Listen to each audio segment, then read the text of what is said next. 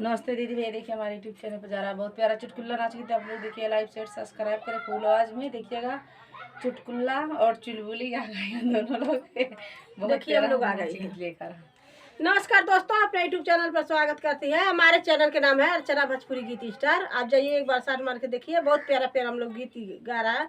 आप देख ही नहीं रहा, देखिए सपोर्ट करिए, आगे बढ़िए। देखिए ससु सुन के जो हमार क्रिया राजा सुन के